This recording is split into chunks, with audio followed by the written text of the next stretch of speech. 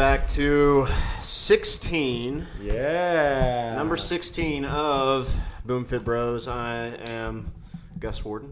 And I'm Charlie. And that is C4. Orange slice. Oh, have you had that one yet? It's my favorite. Is it really? Oh, yeah. Orange slice. They came out with it.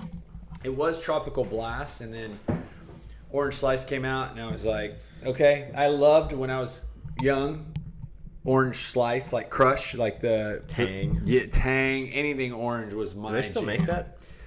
I wouldn't know, but They should sponsor bet us. it's still. Well, it's probably full of sugar, so it wouldn't be a good fit for this show. Probably not. C4 it is. Yeah. Okay. All right. There's no caffeine in it, so No. we're not interested. I'm not interested. I mean, we could probably work something out if they are Money interested. does talk, but we'll see how many greenbacks they throw at us, and then we'll make our decision from there. Okay, so last time, episode 15, we talked about, what was it? That was carbs. Yeah, we talked about momentum, carbs, the C word, and how to really get huge, like a lot of momentum early. Yeah. and big win. And how to do that was controlling carb intake. Control it, not eliminating. Yeah. Not eliminating. We're not telling you to get rid of your carbs. Like, I don't want to start an anarchy.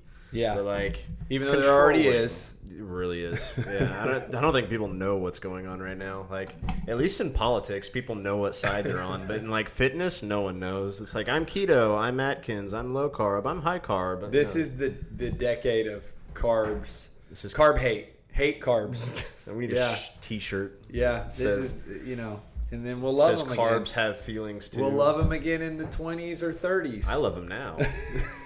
Well, no, let's be honest. People love them, but they love them. Were you just talking about like the love them in the 20s and 30s? Like 2020, 30. Wow, that's bizarre. I still think in the 1900s. I guess because we're not like into the 20s. Not and spring 30s. chickens. No. Well, I mean, maybe you're not. You were 11, I think, whenever we referenced the something about something or other. I mean, I'm 9 years younger than you. So I'm gonna take advantage of it. Okay, so today's episode, it's no longer about carbs.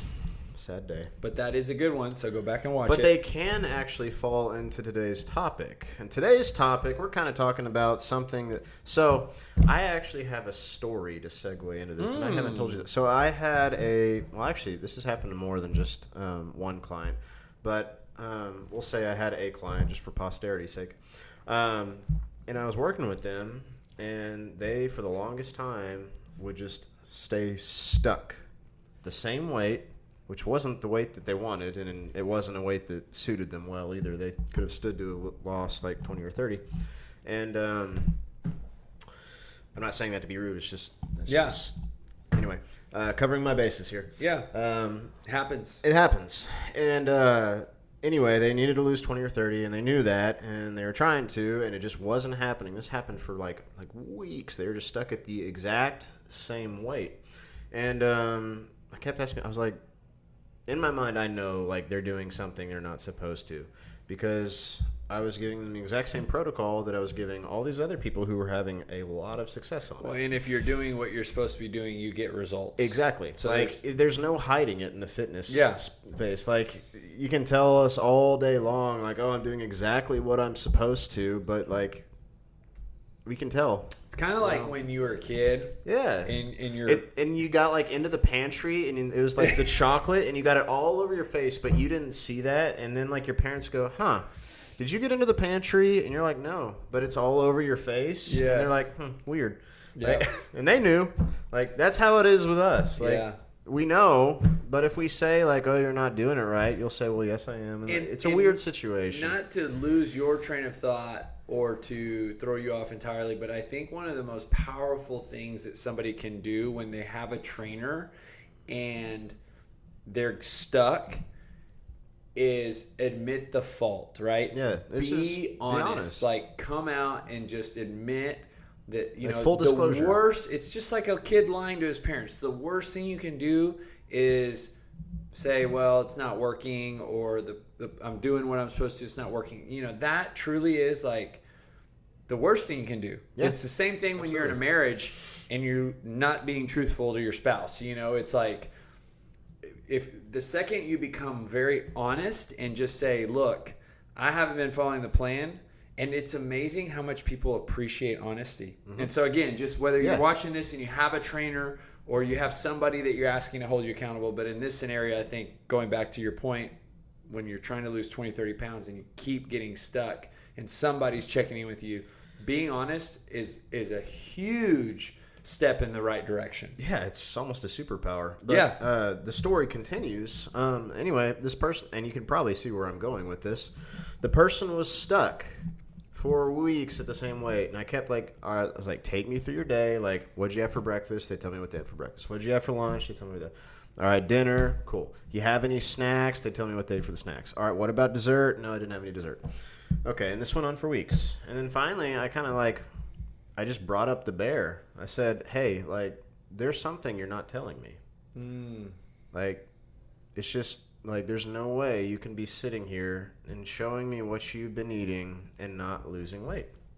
It's just, I've seen this too many times. What are you hiding? 3 pints of Ben & Jerry's per week later, found the problem. How did it come out? I just said, you're not telling me something. Wow. And she, bless her heart, yes, I am. I'm telling you that. No, you're not. I'm calling it. There's no way what you were telling me is true. And she had brought up the thing about what flavor. Oh, I hope it was half baked. That's my favorite. Okay. But anyway, that's. Wasn't sure if that came part of the conversation, but Ben & Jerry's does make a good pint of ice cream. Guilty as charged. All those Bluebell fans right now are just like, why didn't they go for Bluebell? I do like Bluebell. In fact, my favorite flavor of ice cream is the pecan praline Bluebell. But I don't have 3 pints a week. Yeah. Wow. So what happened? She just. I called her on it, and lo and behold, the scale began to move. Once the ice cream got exposed. Yeah, I said just stop eating one. Just take one away. I'm not even asking all 3. You can have 2 of them. Just take one away. And then scale started to move. So, and this oddly enough, this is actually a recurring thing with pints of ice cream at night. I will say this, anybody who knows my wife knows that she likes her Bluebell. I do too. And she is probably, I just happen to be married to the person who likes to have a bowl of Bluebell every night. And one thing that I've always admired about her, because she has managed to manage her weight in that. So, if you are somebody who has, but she always has a controlled portion. Yeah.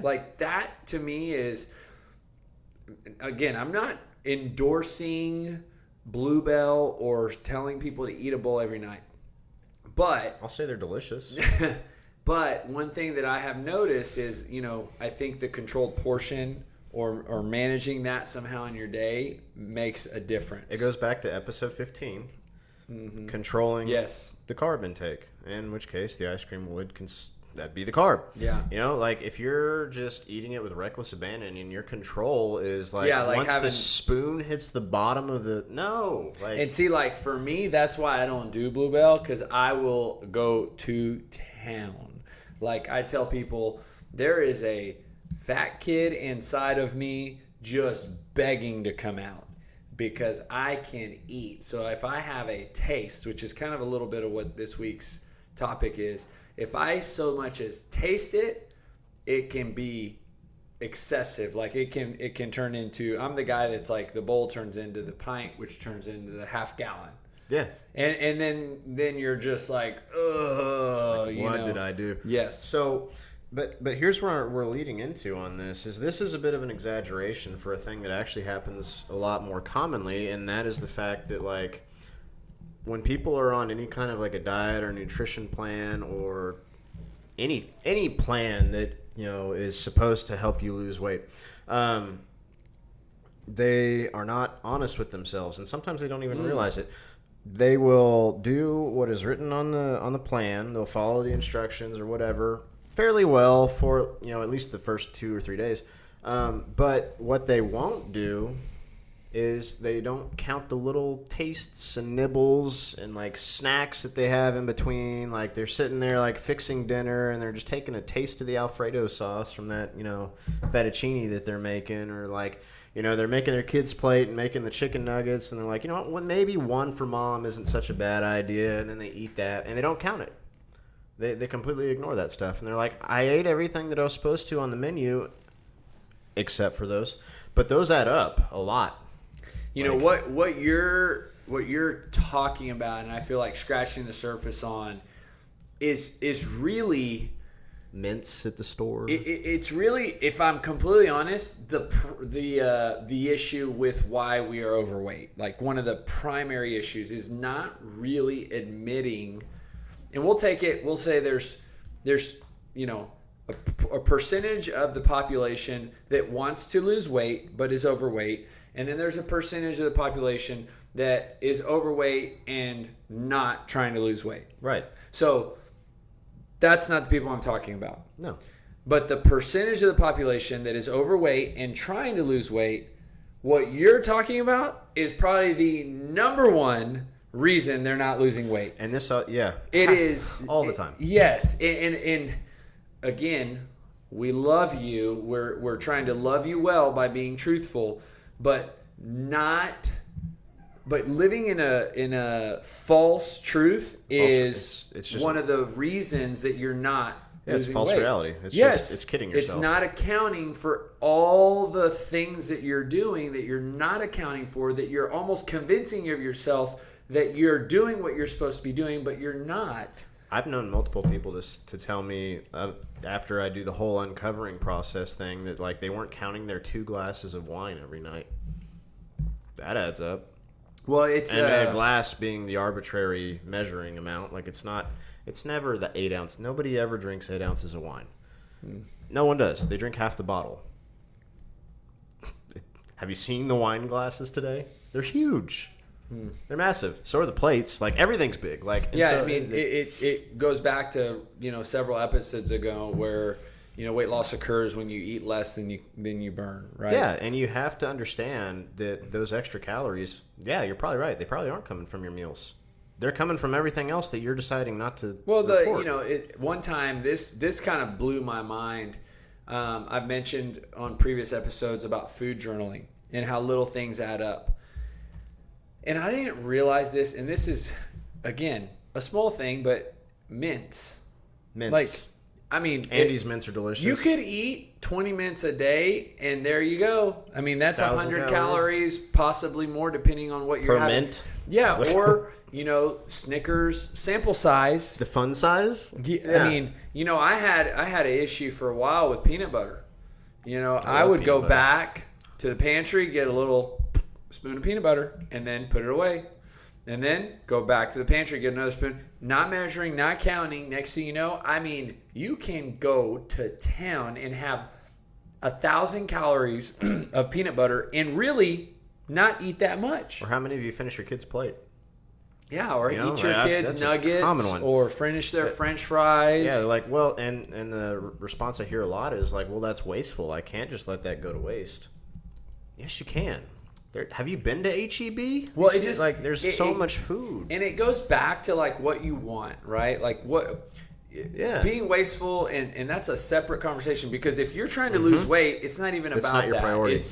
It kind of talks about mentally committing, like we did a few weeks ago, where if your mind has been made up that you're trying to lose weight, so you're just not going to eat what they have. And the argument that I have, well, that's wasteful. It was like, well, what's even more wasteful is the fact that you're sitting there wasting your time and your energy and your effort and your health, like eating these things that are putting you in a situation that you don't want to be in. Like that's probably the more wasteful thing, honestly. But tossing your kids' food away as opposed to eating it, like no one else is going to be able to eat that anyway. Like it's like just let it go. Like it's fine. Yeah, and this is where you really have to establish, if you're in this place where we're not just trying to yell at you and pick on you right now. If this is something that's kind of hitting close to home and you're just about to turn off the video because you're like, these guys don't, they're not they don't understand.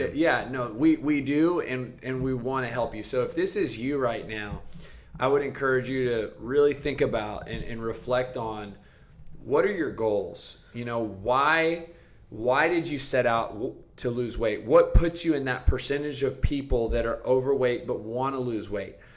And when you really think through that, I would encourage you to be really honest with yourself. It's the same thing as if I'm as a business owner and believing my own things that aren't true, and then expecting everyone to kind of follow my story, even though everyone else sees that that's not exactly like it is. Or in a marriage that's not doing very well, but I'm believing all these false things because I believe in my mind that's how they're going, when my spouse or my friends or people are like, man, you don't really see the picture as it is. So the second that I begin to view circumstances exactly how they are, truthfully and honestly, whether as a business owner or as a husband, or in this case, weight loss, that will take you to an entirely new level on your ability to succeed.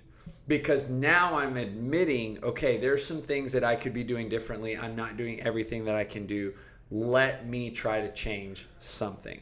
But while I am almost being defensive about, everything, meaning this plan's not working, nothing, it's not my fault, I'm doing what I'm supposed to do, and then I'm still over here snacking or doing these little things that aren't helping, that's when you truly are trapping yourself. Yeah, not thinking that those little calories that you're snacking on add up much to anything is the same argument in marriage, like thinking that having kids is going to make your marriage better. Like, it's not true.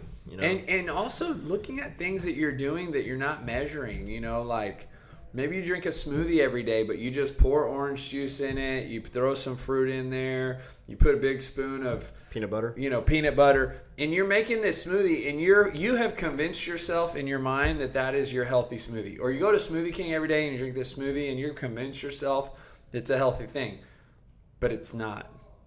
In fact, it's probably the reason you're not getting results. Because when we narrow our focus and we do what we're supposed to do, and you do it for a really long time, you always get results. That is one thing that happens with 99.9%, if not 100 of people, is when they really focus and they put a lot of time and effort and energy into a plan, assuming it's the right plan, it will work. Yep. Yeah.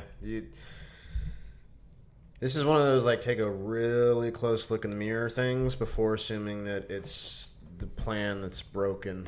It's do an exercise after you turn this off. Finish watching us, of course. But just kind of keep mental note of the things that you eat throughout the day. Like, do you snack randomly? If you do snack, you probably every now and then go buy the box of Wheat Thins and eat a few and then go about your business. You probably taste and sample and do whatever while you cook. Like, just be a little more aware of it. I'll bet you start to understand where those calories come from. Yeah, my eyes, and I talked about food journaling before. My eyes get opened every time I food journal. It was one of the main reasons that I think it got me to stop eating chips at a Mexican restaurant was because I calculated that every chip is about 20 calories. So if you eat 20 chips at a Mexican restaurant, you're eating 200 calories in chips. Now, who eats 20? Or who just eats dry chips. Yeah, right. You're dipping them in something. I'm going for the queso. No, you're exactly right. So same with Chipotle, adding up my double chicken, rice, beans, guac, cheese, bell peppers. You can't have too much of healthy things. What would be to most people, oh, that's a healthy item. You're not even eating a tortilla. You're getting chicken. It was an 1,100 calorie bowl. Yeah, so the big thing, guys, is like pay attention to the little things. The only way that I figured that out was because I calculated it and I paid attention to it. Yep. You have to pay attention to the small stuff because it's not like Vegas where you go there and, what happens in Vegas stays in Vegas. It doesn't work that way with you don't have magic. Like, what's the thing where people are talking about, like, calories don't count on holidays? Yes. Like, they do. And just because you don't put it in your tracker doesn't mean it doesn't actually happen. Yeah. Oh, how many times have you had that experience where, like, they show you the log and you're like, this looks pretty good. And in your head, like, this isn't the full picture. But, and I think above that is, like, you're going to mess up. We're going to mess up, right? We're going to mess up. So obviously, I eat ice cream. We're going to mess up. And the key to that, I think, one of the biggest things, best things you can do when you mess up in your marriage, in a friendship, in a partnership, family, in your fitness and health, is admit it.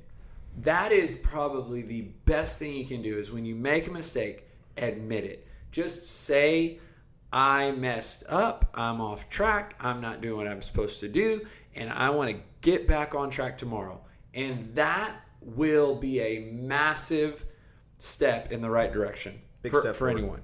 It's like, what is it, the Dave Ramsey baby steps? Yeah. Admit it. Just admit it. Yep. I mean, just don't lie to yourself and think that you're doing what you should be doing when you're not. Yeah, this is just an exercise in, like, self-realization. And then, like, the practical thing here is pay closer attention to your behavior between meals. The meals are the obvious things that we all know. It's just we're trying to get at the less obvious stuff that you probably aren't aware of, but probably are now. Mm-hmm. So just pay closer attention. Like, yeah, it's a little more tedious and it's pretty annoying to track a taste of something. Don't eat it. And that'll decrease calories right there. Like, I'll bet you if you made the effort to track all those little tastes, like, just doing that alone, you'll probably see the scale move. Yeah. Because it's just such a pain. And then you're like, I don't want to do it, so I'm not going to eat it. Mm-hmm. And there you go. There's your calorie deficit. Yeah. But I think we've probably beat this one into the ground. So. And I hope, honestly, I think, when Gus and I get on these topics, I really hope that you hear our heart and our desire, which is to help you. It can very easily seem sometimes like we are, just coming across a little harsh. But I want you guys to know that it's really more out of love. And, the same way that I need close people in my life to sometimes tell me truthfully, like, Charlie, you're out of line, or Charlie, that isn't going to work the way you think it is. And I mean, it's honest. I need that. I need Gus to help me in that way. I need my wife to help me in that way. And, I will probably bet nobody is having these kinds of conversations with you. And most of you watching this have not admitted to one person that you really are not happy with where you are in your weight. You have not fully decided that I need to do something. You're just kind of holding it in and watching episodes or reading, and then you're trying to do things, but you're never really getting anywhere. So, I would hope that you at least let one person in. And that is the huge next step for most people, is just say, hey, it doesn't have to be me or Gus. Of course, it can be. You could message us. You could email us. You can call us. We would love to help you. But the second that you let one person in and you just say, hey, Gus, I'm struggling. I feel like I'm trying to lose weight, but I have no idea what to do. And I just want to let you know because I got to tell somebody, and maybe that person will help, right? Well, thank you for telling me, Charlie. Or maybe that person can connect you with someone who can help you. Because the worst thing you can do is go at this alone. That is the worst thing you can do, because then the only voice that you're hearing is your own, and chances are there's a lot of noise that's not truthfully speaking in your ears. It's a lot of probably discouragement, shame, again, just the unhealthy thoughts that people have. Everybody has them, so you got to be hearing it from someone else. Social support is a big thing, guys. Yep. Big success key, but that's for another episode. Yeah. I think today we'll sign off on that. We're still waiting for C4. I think we'll get an email here shortly. But outside of that, we'll see you next time for episode number 17 of the BoomFitBros. We'll see you next time. Thanks, guys.